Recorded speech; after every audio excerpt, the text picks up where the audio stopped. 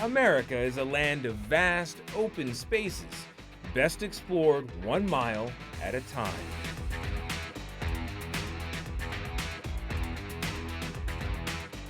But while we've long romanticized the open road, very few of us would want to live here.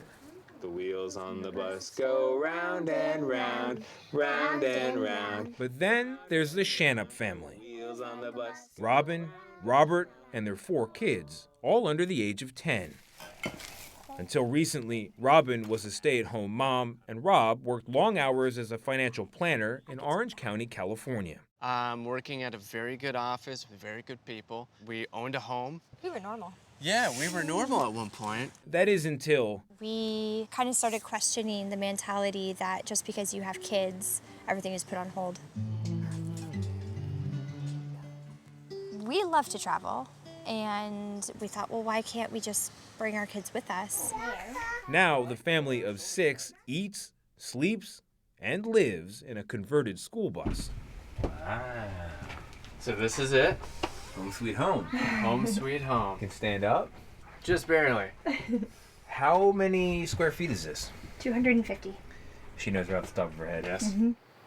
We caught up with them in rural Tennessee. We see what we're doing, too, as a large part of our kids' education. I mean, they're pretty young, and they've seen the Declaration of Independence. They've seen the Lincoln Memorial. They've seen a lot. Robin homeschools the kids, and Rob is still a financial planner. Do you ever have clients say, I don't want to take money advice from a guy living in a bus? Yes. Yeah. A few, and then they became clients. When they understand that it's a lifestyle, not a consequence. Right. It's a lifestyle, We're not doing this because something happened. We chose it. I consider a lot of these people conscientious objectors to the culture we're in right now, which is really get on this work treadmill with no guarantee of, any sort of safety net, and yet you should still pledge allegiance to the culture of the endless work week. Jessica Bruder, who chronicled van life in her recent book Nomadland, says that the movement accelerated during the housing crisis of 2008 and hasn't stopped a decade later. Millennials I met on the road said, look at this, I can't pay back my student debt, or I don't want to go into debt. I can afford to do this. I should do it when I'm healthy and spry, and they're out there doing it. And these days, either by choice or circumstance, more and more people are making America's highways and scenic byways home. Thanks, at least in part, to Bob Wells. What do you do? 100 miles from nowhere, car breaks down. You're in your home. You pull over and you make dinner. Literally. Now, to be clear, Bob Wells knows what you're thinking when you see the van and the beard. For most people, I think, the archetypal failed character in American life is the guy in the van down by the river. That's it. You want to say you're a loser, that's how you would describe it. And the first night Wells slept in his van, he felt like a loser. I had just gotten a divorce, something I swore I would never do. We were fighting over the kids. I faced losing them, and now I'm living in a van. But as the months rolled by, Every step of the way, you just answer every problem as it comes up. Bob Wells started to feel less lost and more like a man who had found a roadmap to happiness. 20 years later, he's sure of it. You have enough money at this point, you could go live in a home, I could live in a home. but you're not. Why would I torture myself?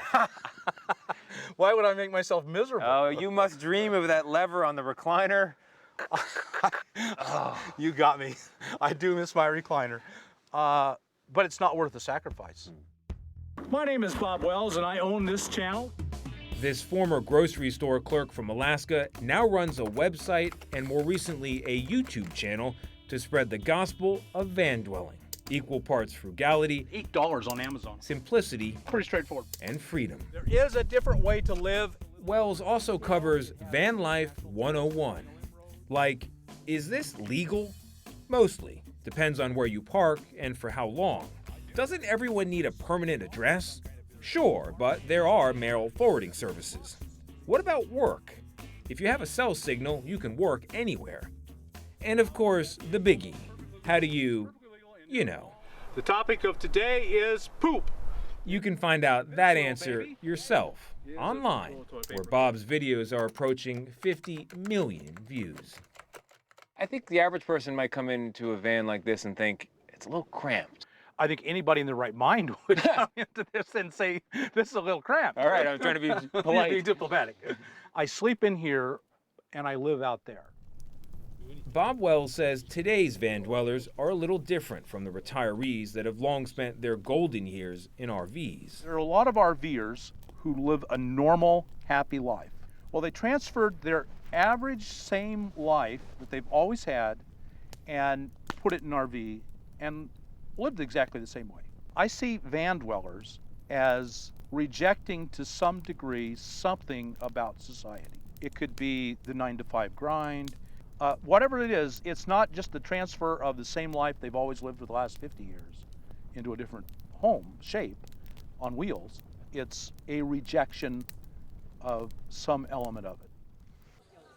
Though van dwellers might be taking the road less traveled, their rolling homes can be as varied as any other. This is just another way to increase the countertop space. And this is a full queen-size bed in here.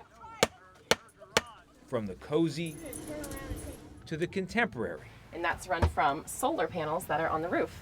This old airport shuttle even has its own music studio. Still, you're right if you think van life is not an easy life.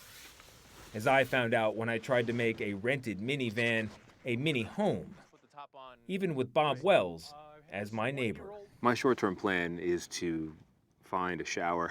That's your short-term plan. And a basin I can wash and shave with. Maybe I'm not cut out for the van life. Wells says he's committed to helping everyone find their own answers out here on the not-so-lonesome road. It is a story of desperation and of ecstatic victory. Wow. Do you feel like your message is chipping away at the model of America that exists today? I hope so. I Not do. to put too fine a point on it. No, yeah, I hope so. That's my goal.